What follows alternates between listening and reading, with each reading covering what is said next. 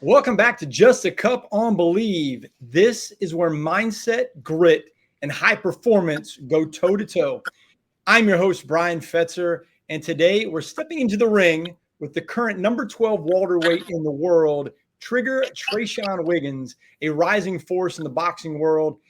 He's bringing serious heat to the Rumble by the River, a WBA NABA gold welterweight title fight set to light up the flood city of Johntown, Pennsylvania. We break down Tre'Sean's journey, the mindset of a champion, and how Kastle Boxing is building a fight scene that's putting Western PA back on the boxing map. This isn't just a fight, ladies and gentlemen. It's a movement, and I hope you are ready to rumble. That was a terrible Michael Buffer, by the way. Just as it's just I don't think I could ever get Michael Buffer quite that way. Tre'Sean, hey man, I am so excited to get a chance to talk and man, over the years I've heard so much about you from the folks at my hometown too, Johntown, Pennsylvania, and getting a chance to chat. I'm fired up. I'm excited, man. Let's do it. I'm ready to get into it. Well, I said this right before we got in. I've never been to a professional boxing match before. I've watched hundreds on TV and pay-per-views and all different levels from, like welterweight, heavyweight, So this is a pretty special thing, getting on a plane, flying up from South Florida up to Johnstown. What's the kind of vibe around Johnstown right now about hosting a title fight? Oh man, it's electrifying, man. The tickets are selling out almost. We're almost sold out already. And it's unexplainable, man, because it haven't been boxing in Johnstown in almost 10 years, but at this level, it's never been. So ready to do it big, man. I'm excited for it. It's awesome. I mean, you growing up, we're going to get into the background a little bit, but when you think about your favorite boxers that you watched kind of growing up, who are some of those individuals? I grew up watching the casual, the Floyds, the Mikes. But my favorite fighter would have to be Joel Kastle, man. He's not world champion, but not a major, not well known. Like he didn't have the recognition, but he was a world champion. And that was Joel Kastle, man. He just his style, his Southpaw slick. His counter puncher, dirty. I just loved it. He had that grit that you were talking about, man. He was. Well, when I think of Southpaw, probably the most famous Southpaw boxer really wasn't a boxer, but right. Rocky Balboa. I mean, another Pennsylvania mythical person, right? And everybody talks about a Southpaw. Right. What makes being a Southpaw unique? Because you're a Southpaw. Correct. Well, I would say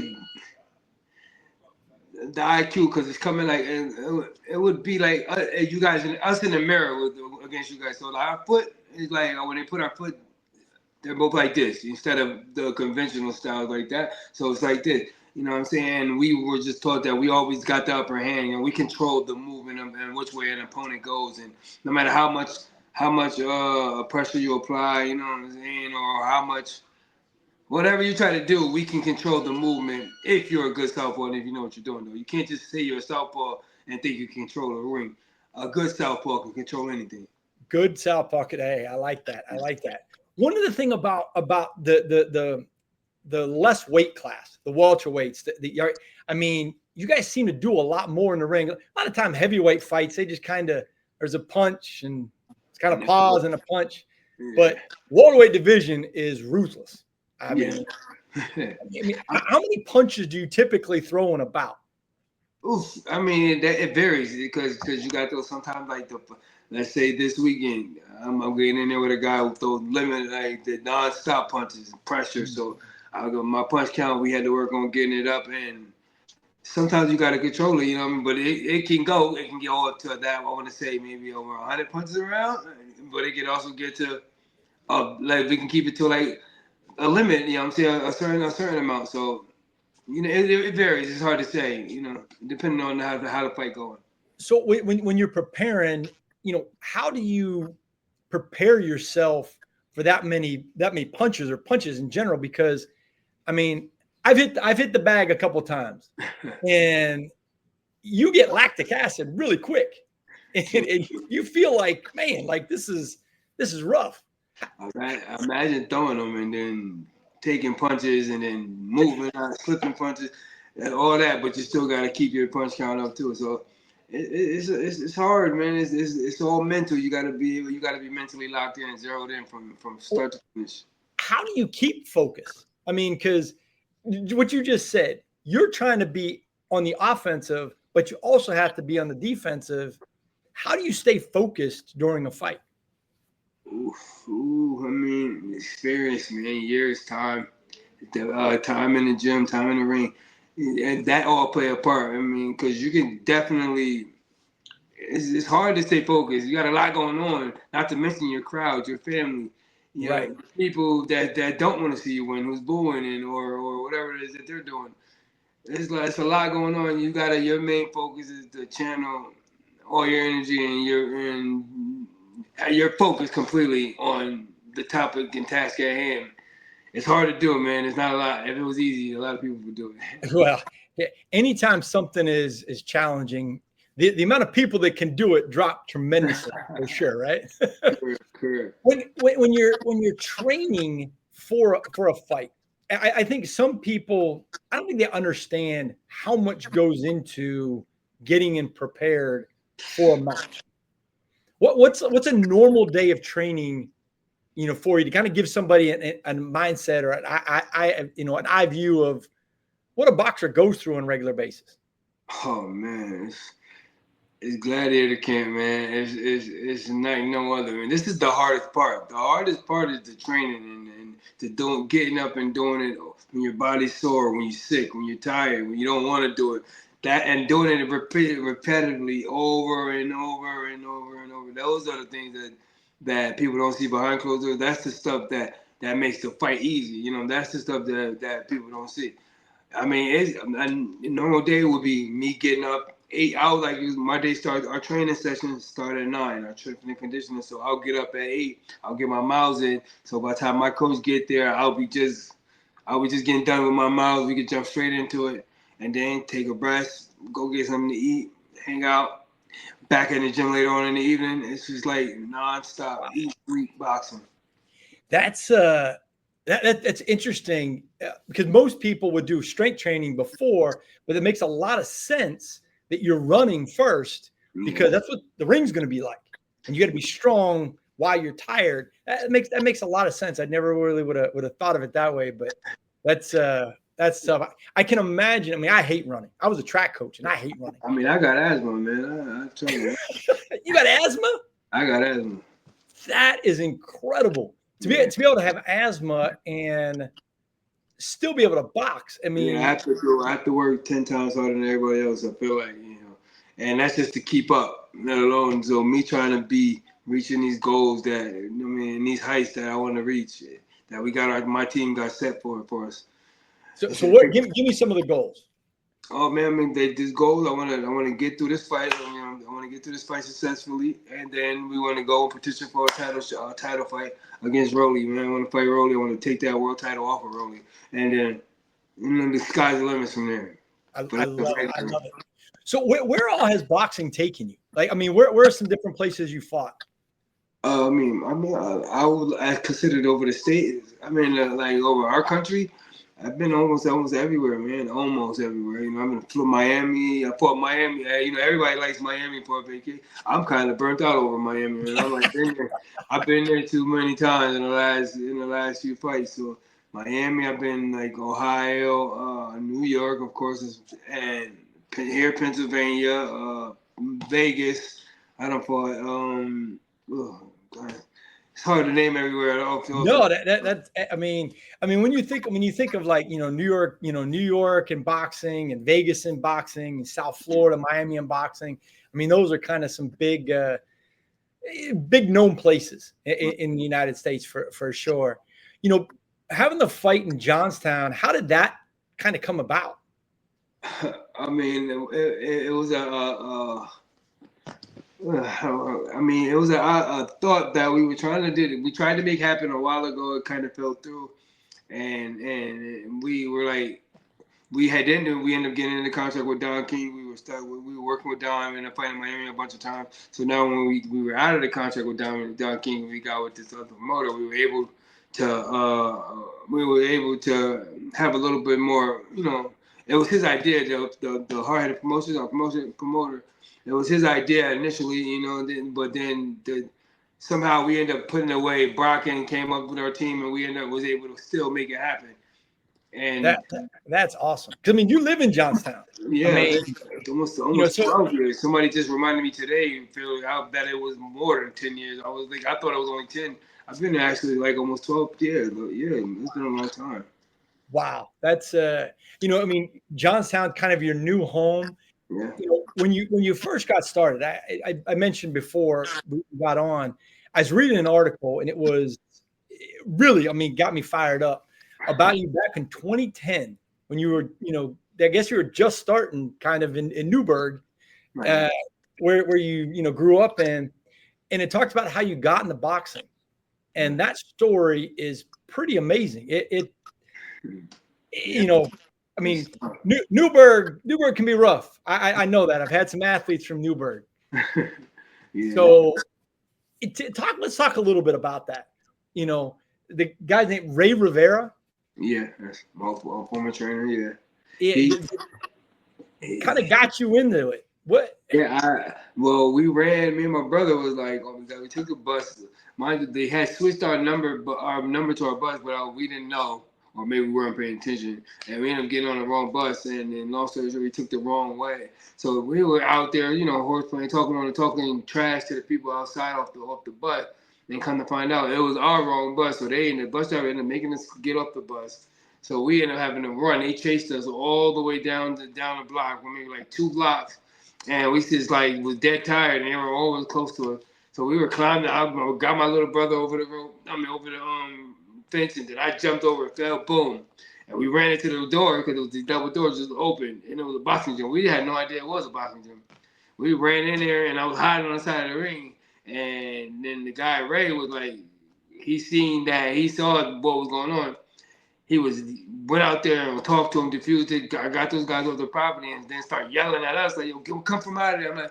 I'm like, "No, I'm not coming out of here, man. We're not coming out. I don't care." Dude. And he was yelling because he had this loud, aggressive voice. If anybody that know Ray knows, he's loud and obnoxious when he talks. I'm like, "Bro, I'm not coming out of here." We were scared of him too. And then, long story short, he talked to us, and he's like, "Yo, you might want to." It was an after-school program too. He's like, "You might want to come back here.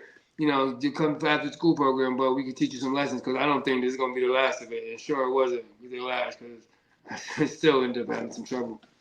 Wow. That's, you talk about divine intervention. It's what it kind of is. God kind of put you in the right place at the right time to kind of propel a career. For sure. That's pretty amazing. It's pretty amazing.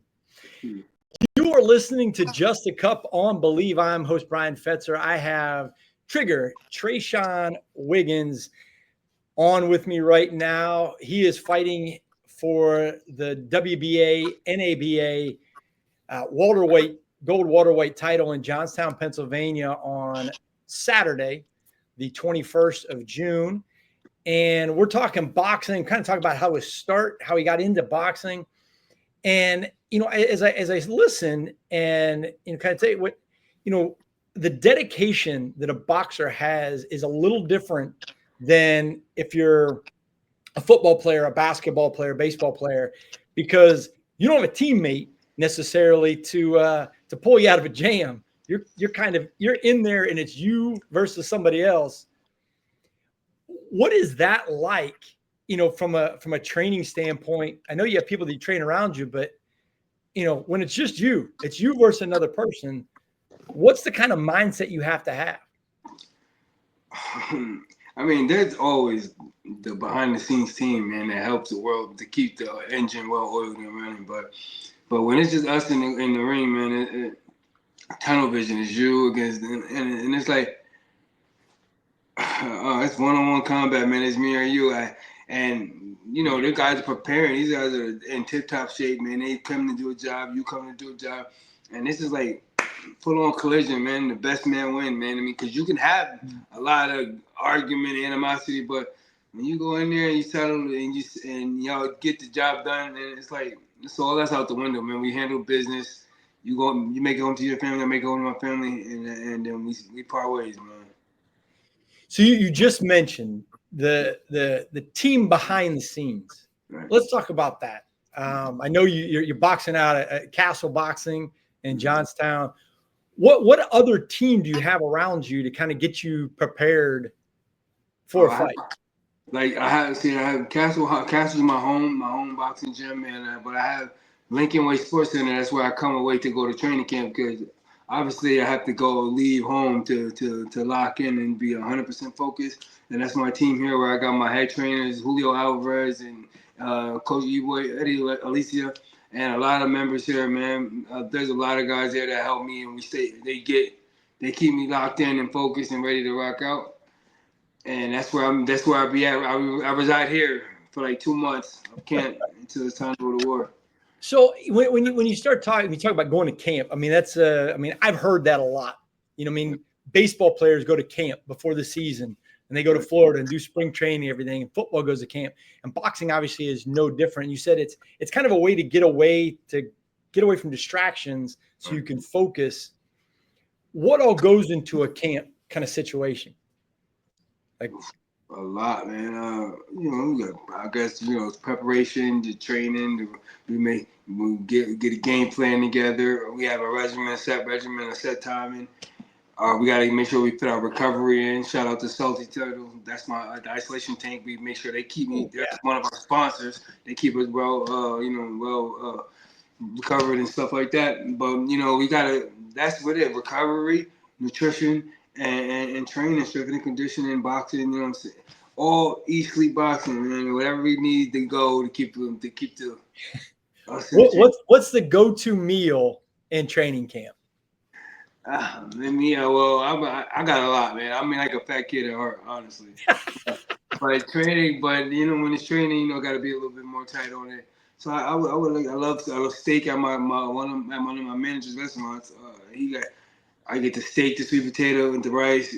Yeah. Oh man, it's the Delmonico steak with the shrimp. Oh, I love it. Oh, man, awesome. You're making me hungry, man. I love me a steak for sure. I love me a steak for sure. So with the crew back in Johntown at Kastle Boxing, have you started to see more and more guys kind of get involved into the sport since you've been there for the last 10, 12 years? Yeah, for sure, man. I mean, Kastle's the place to be, man. And as the more successful we become, they see that it's doable and it's young and it's in with goals are within reach. Everybody's starting to come, man. They got a whole flock. The gym is flooded with children, man. Good talent coming up, man. That's awesome. And there's no doubt you have helped spawn that with your success and kind of being there. What does that feel like as an individual that can look back and see that there's some guys that are coming up that are looking up to you as kind of motivation, as kind of a focus? It's awesome, man. It's awesome, man. It's a good feeling. It's a good feeling. That's why I help every chance I get, man. I work with them hands on. I'll get in there. I spar with them. I teach them. I'm right there with them, man. I want them to know that I'm a regular person just like them, and I'm here with them. We're all a team. We're a family, man.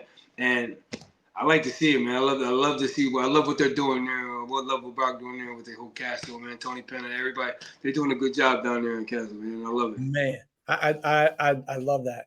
It's fun to see a movement kind of getting going and getting a chance to having a title fight in Johntown, Pennsylvania, which is a pretty gritty town to begin with, right? I mean, it's definitely a blue collar town. So boxing, getting boxing back into the town is pretty awesome, pretty special. Fire to the streets, man. I love it. I love it. Hey, want to let you go on one more question. Advice, because I do this with every person I ever have on the show. Is what advice would you give you, the younger you, that you think could help somebody out now? Make yourself knowledgeable about everything and surround yourself with good people, man. The people around you is what's going to ultimately change the course of how you become and the success you become. So how successful you will become. That is such a true statement. Such a true statement. You see so many athletes, especially athletes, they get mixed up being around the wrong folks, and they were on a great trajectory, and then it kind of fell off. I mean, I think about the guy right there. Absolutely. I'm Mike Tyson. I mean, you gotta surround yourself with good people, man. The people that genuinely want to see you win and that genuinely have your best interests at heart. You can't miss with them, man. You can't miss with it like that. That's awesome. That's awesome. So hey, give me a shout out to all the sponsors that you have right now, if you can remember some of them. I got oh my God, on the spot. And I got Salty Turtle for one. That's my recovery. Shout out to them. Oh my God! You just put me Sorry about that. Yeah, you mentioned a bunch of them already, so yeah, they're gonna kill me. But shout out to all you guys, everybody that's sponsored, that have been helping me, that had part of this whole event, had part of my success. Thank y'all, man. Thank you, all you guys, man. I appreciate y'all. We will. We'll make sure of this. We'll make sure we put in the bio of the article. We'll put in all the different sponsors that Tre'Sean has, so you can take a look at them and give them a shout out in your journey of what you're doing. Tre'Sean, thank you so much for jumping on with us tonight, and I'm so excited to get a chance to watch you in action live and in Johntown, Pennsylvania at the Rumble by the River this Saturday night. Thanks for having me, man. I'm excited too. I can't wait to meet you, brother. All right. Hey, have a great one. Hey, you've been listening to Just a Cup on Bleav. Make sure you subscribe, like, share. We want to get a lot out there. And make sure that if you live in the Johntown area and you haven't bought a ticket yet, you better get your butt down there and buy a ticket for this match, because it's going to be crazy. I'm fully aware. Hey, everybody have a great one, and God bless.